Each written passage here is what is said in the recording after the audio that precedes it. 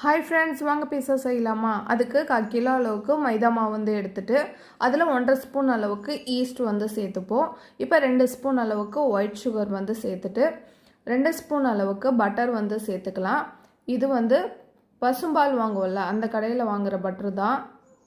Taste வந்து சூப்பராக இருக்கும். இதில் வந்து 2 ஸ்பூன் அளவுக்கு சேர்த்துட்டு லைட்டாக வந்து கையால் மிக்ஸ் பண்ணி விட்டுக்கலாம்.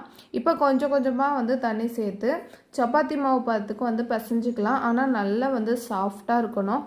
அந்தளவுக்கு லைட்டாக வந்து அழுத்தம் கொடுத்து பிசைஞ்சிங்க. எந்த அளவுக்கு சாஃப்டாக வந்திருக்கு பாருங்கள் மாவு.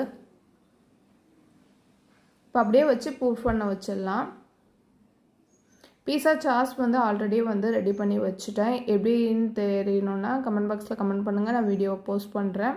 சிக்கன் 65 சிக்கன் பீஸா செய்கிறதால 65ம் பண்ணி வச்சுட்டேன். அதில் உள்ள கறியை மட்டும் தனியாக வந்து எடுத்துட்டேன், எலும்பு இல்லாமல். இப்போ பீஸா சாஸ், சிக்கன், அப்புறம் வெங்காயம், தக்காளி கொஞ்சமாக வந்து கட் பண்ணி வச்சுருக்கேன்.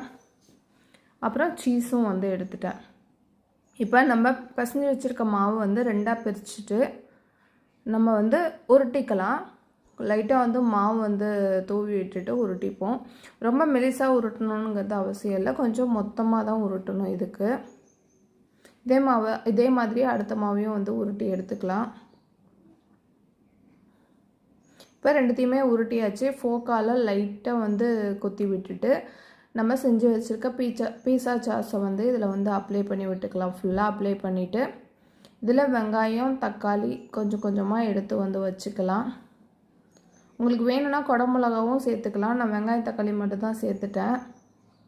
அதுவும் கொஞ்சம் கொஞ்சம் தான் சேர்த்துக்கிட்டேன். அப்படியே நம்ம செஞ்சு வச்சுருக்க சிக்கன் 65 மேலே கொஞ்சமாக தூவி விட்டுட்டு மேலே சீஸ் போட்டு அவனில் வச்சு எடுத்தோன்னு வச்சுங்க. ஒரு 20 மினிட்ஸ்க்கு சூப்பரான டேஸ்ட்டில் என்னோடய ஸ்டைலில் பீஸா வந்து ரெடி ஆகிடுச்சு. கண்டிப்பாக வந்து ட்ரை பண்ணி பாருங்கள். ட்ரை பண்ணி பார்த்துட்டு எப்படி இருக்குன்னு கமெண்ட் பாக்ஸில் கமெண்ட் பண்ணுங்கள்.